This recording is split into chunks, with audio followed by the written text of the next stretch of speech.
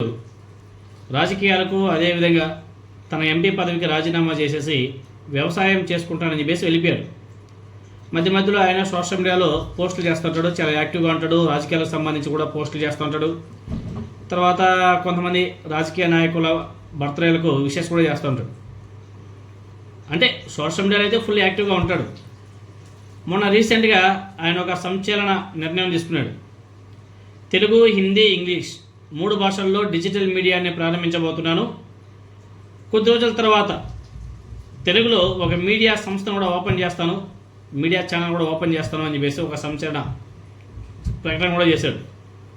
ఆయన గతంలోనే చెప్పాడు, అరే ఆ TV5 అదేవిధంగా ABN అదేవిధంగా టాల్కమ్ పౌడర్ గాడు వాళ్ళంతా ఓపెన్ చేయలేనిది నేను చేయలేనా, నేను నడపలేనా, ఏం వాళ్ళు చేసేది నేను చేయలేనా, నేను కూడా పచ్చ మీడియాకి వ్యతిరేకంగా ఒక ఛానల్ ఓపెన్ చేస్తానని చెప్పేసి గతంలో ఎప్పుడో ఒక స్టేట్మెంట్ ఇచ్చాడు. తర్వాత ఆయన ఈ మధ్యకాలంలో చాలా చూసాం కదా, రాజకీయాలకు గుడ్ బై, వైసీపీకి దూరం, తర్వాత ఆయన తెలుగుదేశం పార్టీకి అదేవిధంగా చంద్రబాబు నాయుడు గారితో తన యొక్క సాన్నిహిత్యం, పవన్ కళ్యాణ్తో తన సాన్నిహిత్యం, వీటన్నిటి గురించి కూడా ఆయన చాలా స్పష్టంగా మాట్లాడాడు. మరి చాలా రోజుల తర్వాత మళ్ళీ గుర్తొచ్చిందేమో ఆయన ఒక మీడియా ఛానల్ అయితే ఓపెన్ చేయాలని చెప్పేసి నిర్ణయించుకోవడం జరిగింది. సో ఎప్పుడనేది చూడాలి. మీడియా ఛానల్ ఇంకా డిజిటల్ మీడియాలోకి అడుగు పెట్టక ముందే సోషల్ మీడియాలో మాత్రం పొలిటికల్ పోస్టులు మాత్రం బీభత్సం చేస్తున్నాడు. ఈరోజు కూడా ఒక ట్వీట్ చేశాడు ఆయన, ఏదైతే చంద్రబాబు నాయుడు గారు అమరావతి రాజధాని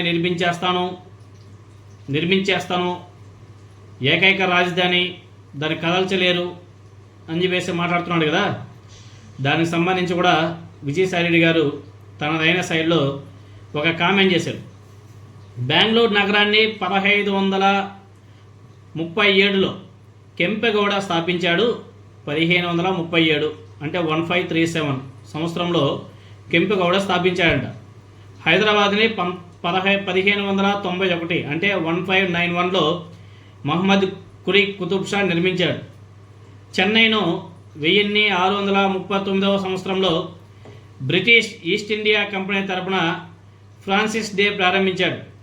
ఇవి ఈరోజు ఉన్నటువంటి మహానగరాలుగా ఎదగడానికి వరుసగా 500, 430, 380 సంవత్సరాలు పట్టింది ఈ 3 నగరాలకు. ఈ నగరాలు ఒక్క రోజులో నిర్మించబడలేదు.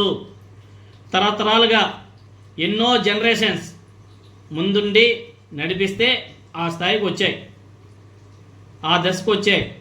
ఆ అమరావతి ఒకేసారి అప్పుల మీద పెద్ద పెద్ద కళలతో నిర్మించలేం. ముఖ్యంగా అది స్వయం సమృద్ధిగా నిలబడలేని పరిస్థితుల్లో ముందుగా ప్రాథమిక అవసరాల మీద దృష్టి పెట్టాలి. అసెంబ్లీ, సెక్రటరియట్, హైకోర్టు మరియు ప్రభుత్వ ఉద్యోగుల కోసం అవసరమైన నివాసాలు నిర్మించాలి. అంతటితోనే ఆగాలి. అర్థమైందా? రాష్ట్ర ఆర్థిక పరిస్థితిని బేస్ చేసుకొని అక్కడితోనే ఆగాల. అమరావతి సహజంగా ప్రజలు, వ్యాపారాలు కాలంతో కలిసి అభివృద్ధి చెందాలి. ఆటోమేటిక్గా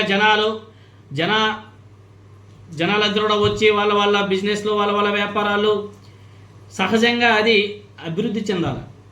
ఒక రాజధాని నగరం బలం మీద ఎదగాలి, అప్పుల మీద కాదు. అవసరం లేని ఖర్చులు, అతిపెద్ద ప్రాజెక్టులు విజన్ కాదు నారా చంద్రబాబు నాయుడు గారు. అవి రాష్ట్రానికి ఆర్థిక బాధ్యతలు భారం అయ్యే పరిస్థితి అది. ఈరోజు ఖర్చు చేసే ప్రతి అవసరం లేని రూపాయి రేపటి ఆంధ్రప్రదేశ్ ప్రజల మీద భారం అవుతుంది. ఆదాయం తీసుకురాని ప్రాజెక్టుల కోసం తీసుకునే అప్పులు అభివృద్ధిని తీసుకురావు నారా చంద్రబాబు నాయుడు గారు. ఆర్థిక వ్యవస్థ మీద ఒత్తిడి పెంచుతాయి. కాబట్టి ఒకసారి పునరాలోచన చేసుకోండి.